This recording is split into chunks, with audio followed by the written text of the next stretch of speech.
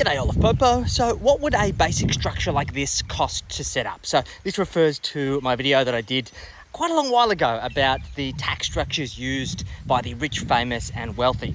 This is the same tax structure that we use in our business and for many of our clients in their respective businesses, and also how they accumulate wealth whilst optimizing their tax and protecting their assets along the way.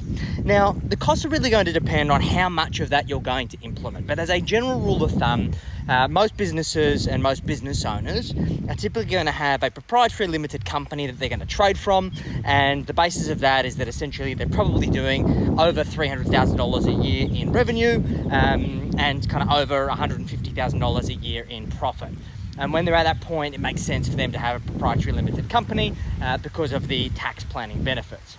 The second part is the family trust, and that is the trust that owns ownership typically in that proprietary limited company, providing flexibility around how profits from that company can be distributed. And then depending on how much income you're earning as a household, potentially the bucket company, usually that means that you, your significant other and any beneficiaries that you can distribute to are earning more than $150,000 a year each. I think with the new tax tables, it's probably going to push more to like 180. And essentially at that point, that's where the bucket company comes into play. So there's basically three elements to the fees or the expenses associated with setting it up. One is getting the strategic advice, and the advice is really the most important part in my opinion, because this needs to be tailored to the specifics of your situation.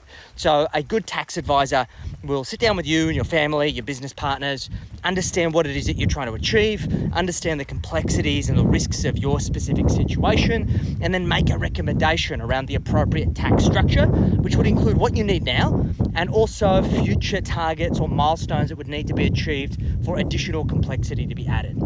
Two is the actual cost of setting these things up. Now, you can go online and you can set up trusts and companies that are basically referred to as shelf companies or shelf trusts, but the quality of the trust deed is really what you end up paying for. So you want deeds and constitutions that are written by really reputable law firms that basically provide provisions and clauses that provide benefits to you as either the director or the shareholder, or as the trustee or the beneficiary of that particular trust. So you typically pay a little bit more for that, and it's important that you kind of understand what it is that you're paying for, because not all trust deeds and constitutions are written the same.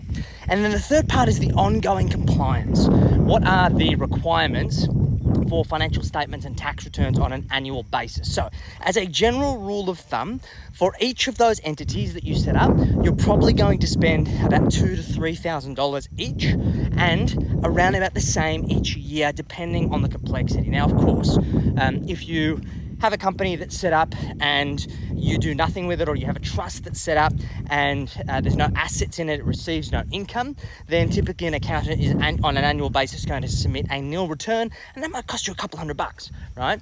And on the other end of the spectrum, let's say you've got a trust that has 10 properties in it, and you've got a share portfolio of 40 companies that you trade actively, meaning there's a lot of transactions, there's a lot of inflows and outflows, then you might pay $10,000, $15,000 a year for the compliance. There's potentially also a bookkeeping function that needs to be addressed as well. Now, I don't mean to go around in circles. I just want to educate you around the complexities, because I think for many lay people who don't have experience with tax and accounting, they don't necessarily understand what goes into the variance in pricing. And as a result of them not understanding the value that they're potentially looking for, that they ultimately end up making decisions based on price, which with anything around professional services is never a great idea. It's always my belief that as a business owner, as a wealth accumulator, you should pay for quality advice, and there should be a return on investment as a result of getting that great advice by either optimizing your position. So a good tax advisor should only set up these things if there is a net benefit to you.